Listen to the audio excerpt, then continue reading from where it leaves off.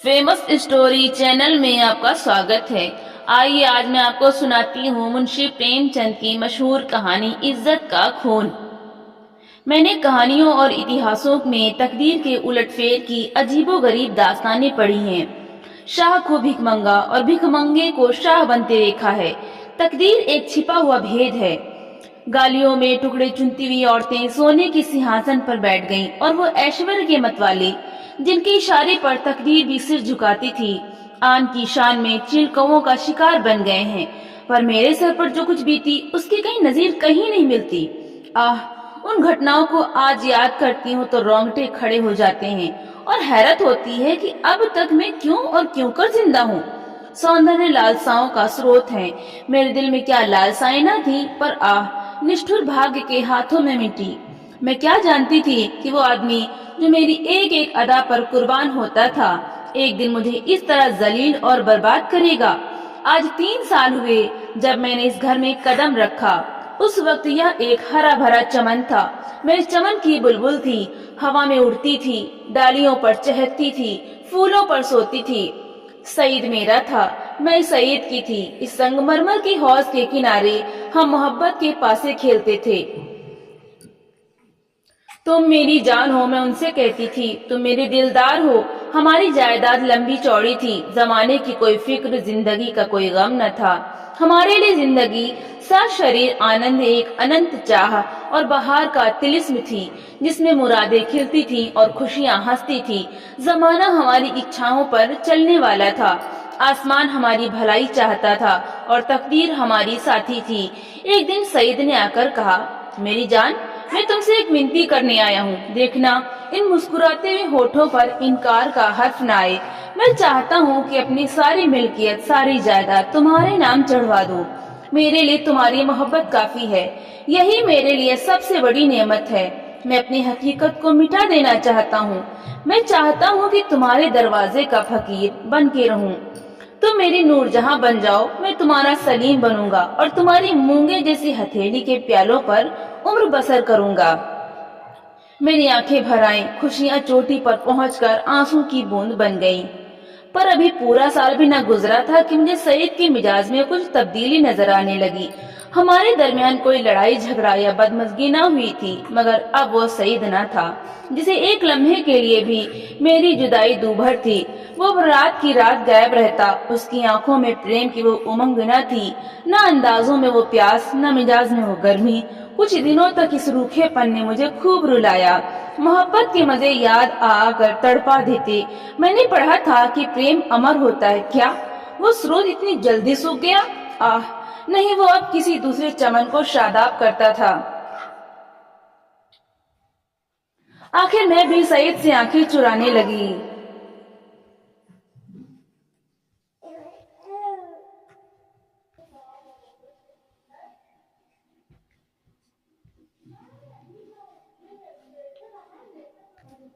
उसे देखते ही मोहब्बत के हजारों करिश्मे नजरों के सामने आ जाते और आंखें भर आती।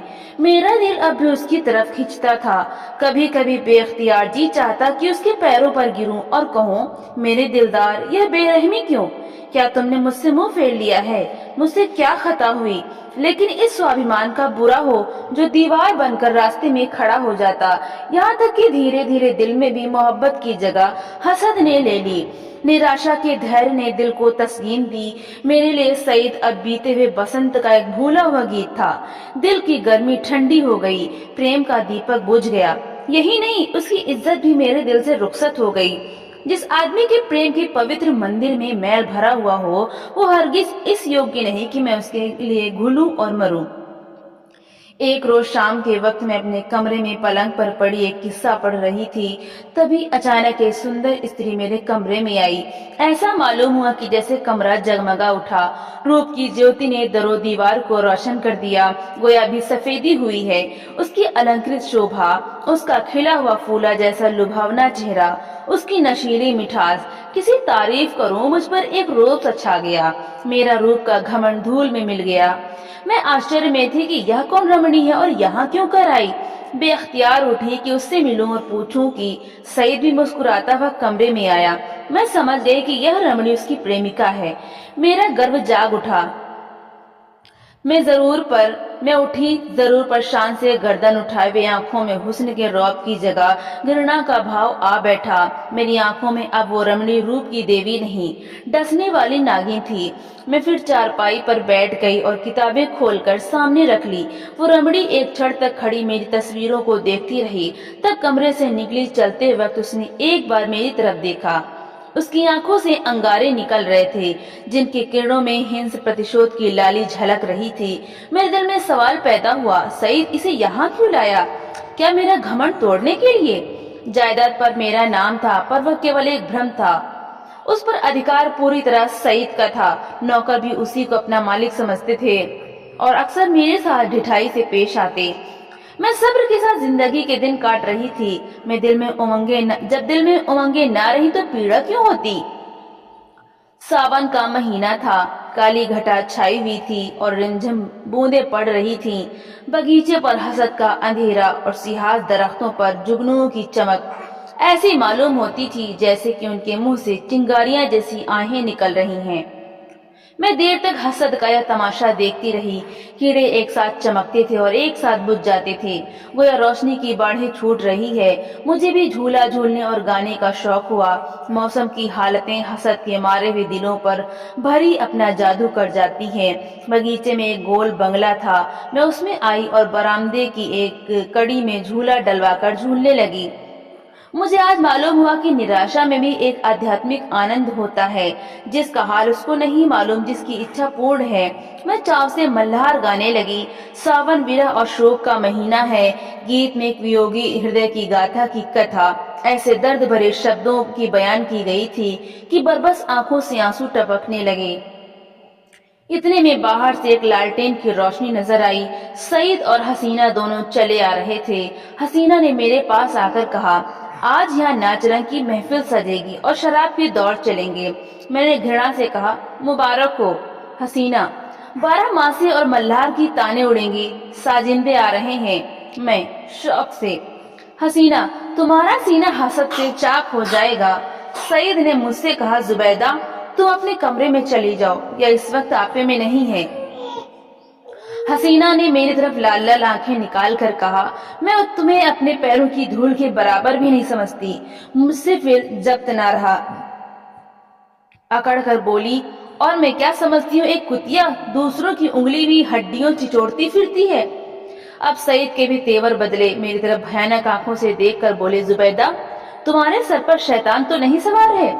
सईद का यह जुमला मेरे जिगर में चुभ गया। मैं तड़प उठी। जिन होठों से हमेशा मोहब्बत और प्यार की बातें सुनी हो, उन्हीं से यह जहर निकले, और बिल्कुल बेकसूर। क्या मैं ऐसी नाचीज और हकीर हो गई हूँ कि एक बाजारू औरत भी मुझे छोड़कर गालियां दे सकती है और मेरा जबान खोलना मना? मेरे दिल में साल भर से जो बुखार हो रहा था वो उछल पड़ा। मैं झूले से उतर पड़ी और सईद की तरफ शिकायत भरी निगाहों से देखकर बोली, शैतान मेरे सर पर सवार है तुम्हारे सर पर, इसका फैसला तुम खुद कर सकते हो। सईद, मैं तुमको अब तक शरीफ और गैरत वाला समझती थी, तुम खुद कर सकते हो। बेवफाई की इसका मलाला मुझे जरूर था, मगर मैंने सपनों में भी यह न सोचा था तुम गैरत से इतनी खाली हो कि हया फरोश औरत के पीछे मुझे इस तरह जलील करोगे। इसका बदला तुम्हें खुदा से मिलेगा। हसीना ने तेज होकर कहा, तू मुझे हया फरोश कहती है?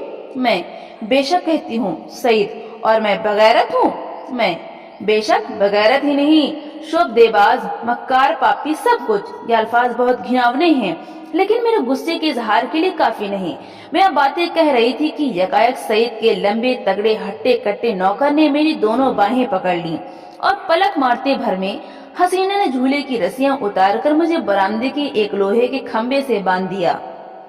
इस वक्त मेरे दिल में क्या ख्याल आ रहे थे यह याद नहीं, पर आंखों के सामने अंधेरा छा गया था। ऐसा मालूम होता था कि यह तीनों इंसान नहीं यमदूत हैं। गुस्से की जगह दिल में डर समा गया था। इस वक्त अगर कोई रौबी ताकत मेरे बंधनों को काट देती, मेरे हाथों में आबदार खंजर दे देती, तो भी तो जमीन पर बैठकर अपनी जिल्लत और बेकसी पर आंसू बहाने के सिवा और कुछ न कर सकती।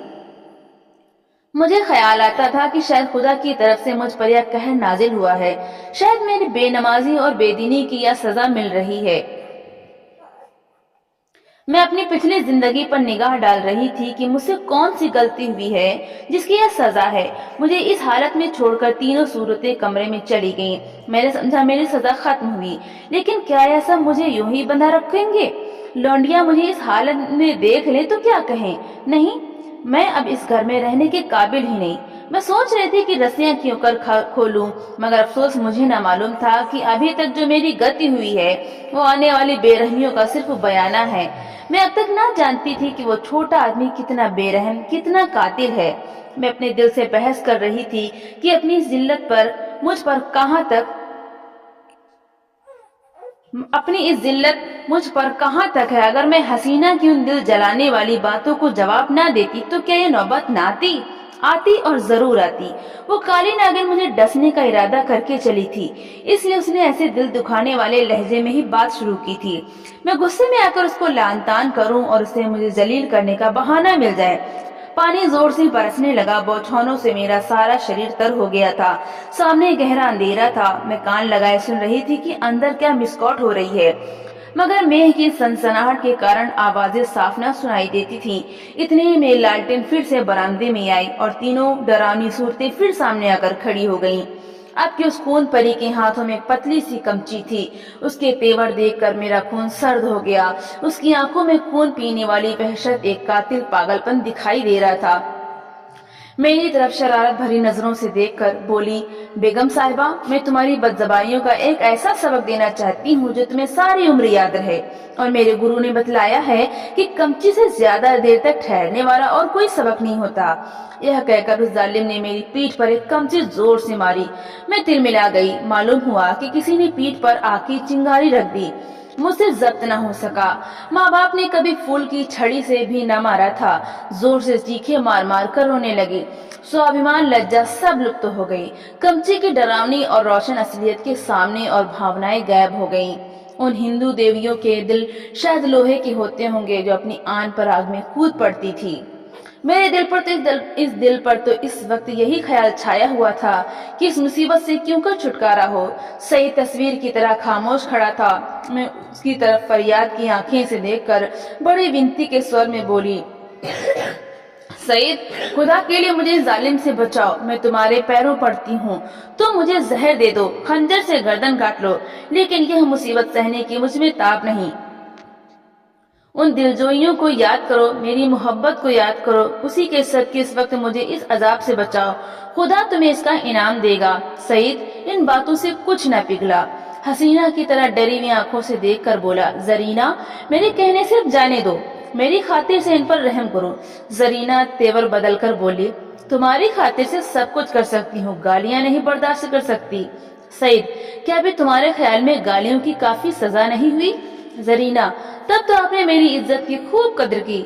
मैंने रानियों से चिलमचियां उठवाई हैं। यह बेगम साहिबा है किस ख्याल में?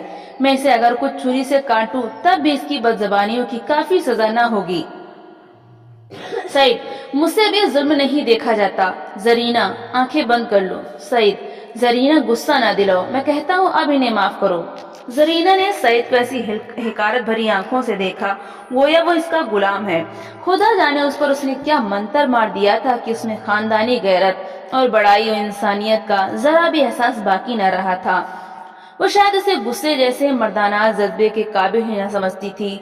हुलिया पहचानने वाले कितनी गलती करते हैं, क्योंकि दिखाई कुछ पड़ता है, अंदर कुछ होता है। बाहर के ऐसे सुंदर रूप के पर्दे में इतनी बेरहमी, इतनी निष्ठुरता। कोई शक नहीं, रूप हुलिया पहचानने की विद्या का दुश्मन है। बोली, अच्छा, तो अब आपको मुझ पर गुस्सा आने लगा? क्यों न हो, आखिर निकाह तो आपने बेगम ही से किया है। मैं तो हया फरोश कुतिया ही ठहरी।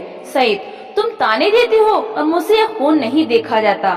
जरीना, तो यह कमची हाथ में लो और इसे गिनकर 100 लगाओ, गुस्सा उतर जाएगा। इसका यही इलाज है।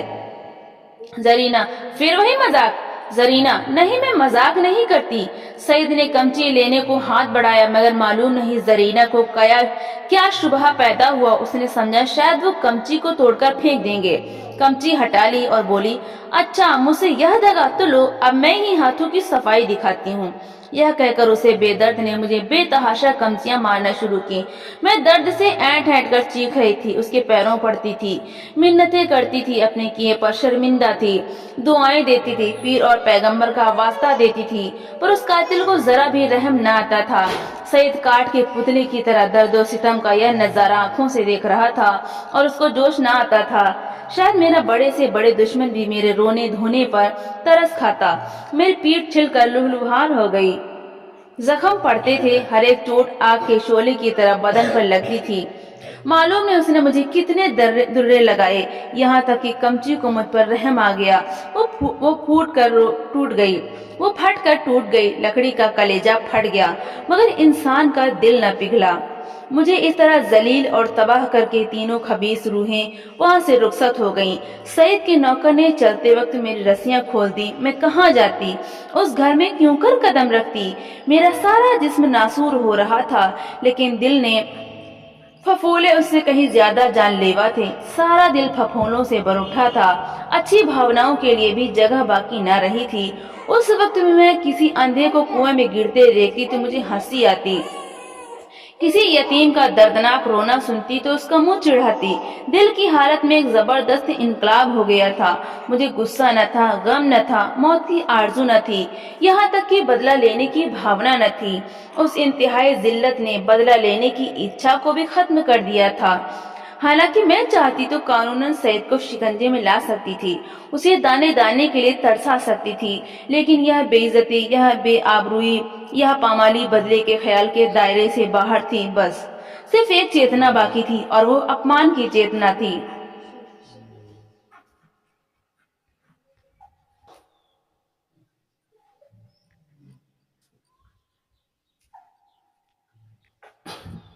मैं हमेशा के लिए जलील हो गई। क्या यह दाग किसी तरह मिट सकता था? हरगिज नहीं। हाँ, वो छिपाया जा सकता था और उसकी एक ही सूरत थी कि जिल्लत के काले गड्ढे में गिर पड़ूं ताकि सारे कपड़ों की स्याही इस स्याह दाग को छिपा दे।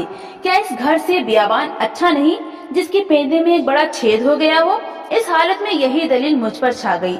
मैंने अपनी तबाही को और भी मुकम्मल, अपनी जिल्लत को और भी गहरा, आने काले चेहरे को और भी काला करने का पक्का इरादा कर लिया।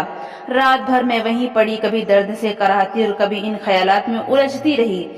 यह घातक इरादा हर क्षण मजबूत से और भी मजबूत होता जाता था। घर में किसी ने मेरी खबर न ली। पाँव फटते ही मैं बगीचे से बाहर निकल आई। मालूम नहीं मेरी लाज शर्म कहाँ गायब हो गई थी। जो शख्स समुंदर में गोते खा चुका हो, उसे ताले तलैयों का क्या डर। मैं जो दरो दीवार से शर्माती थी, इस वक्त शहर की गलियों में बेधड़क चली जा रही थी। चोर कहाँ? वहीं जहाँ जिल्लत की कद्र है, जहाँ किसी पर कोई हंसने वाला नहीं, जहाँ बदनामी का बाजार सजा हुआ है, जहाँ हया बिकती है और शर्म लुटती है। इसके तीसरे दिन रूप की मंडी के एक अच्छे हिस्से में एक ऊंचे कोठे पर बैठी हुई मैं उस मंडी की सैर कर रही थी।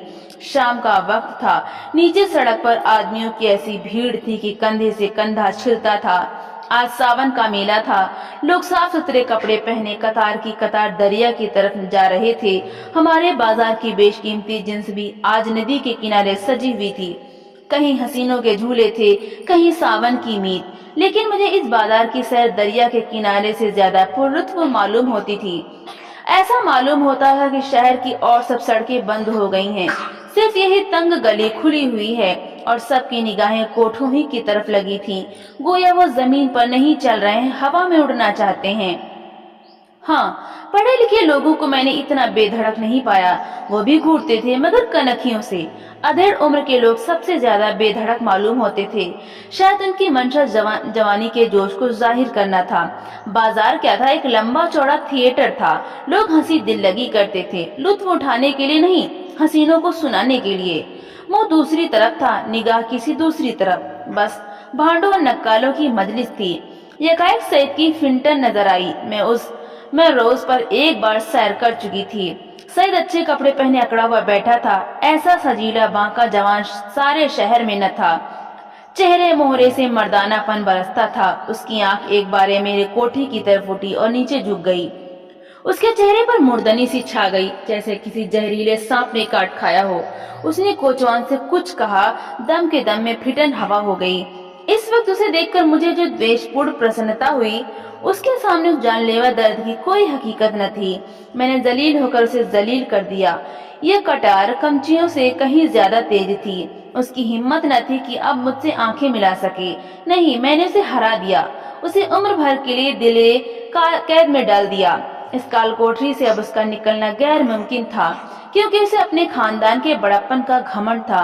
दूसरे दिन भोर में खबर मिली कि किसी कातिल ने मिर्जा सईद का काम तमाम कर दिया। उसकी लाश उसी बगीचे के गोल कमरे में मिली। सीने में गोली लग गई थी। 9 बजे दूसरी खबर सुनाई दी, जरीना को भी किसी ने रात के वक्त कत्ल कर डाला था। उसका सर तन जुदा कर दिया गया।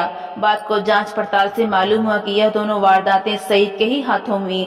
उसने पहले जरीना को उसके मकान पर कत्ल किया और तब अपने घर आकर अपने सीने में गोली मारी।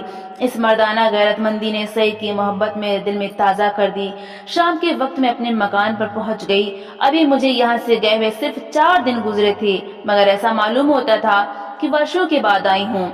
दरो दीवार पर हसरत छाई हुई थी। मैंने घर में पांव रखा तो बरबस सईद की मुस्कुराती हुई सूरत आंखों के सामने आकर खड़ी हो गई। वही मर्दाना हुस्न, वही बांकपन, वही मनुहार की आंखें। बेअख्तियार मेरी आंखें भर आईं और दिल से ठंडी आह निकल आई। इसका गम इसका न था कि सईद ने क्यों जान दे दी। नहीं, उसकी मुजरिमाना बेहिसी और रूप के पीछे भागना, इन दोनों बातों को मैं मरते दम तक माफ न करूंगी। गम यह था कि यह पागलपन उसके सर में क्यों समाया।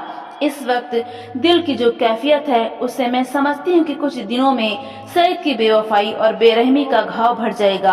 अपनी जिल्लत की याद भी शायद मिट जाए, मगर उसकी चंद रोजा मोहब्बत का नक्श बाकी रहेगा। और अब यह सही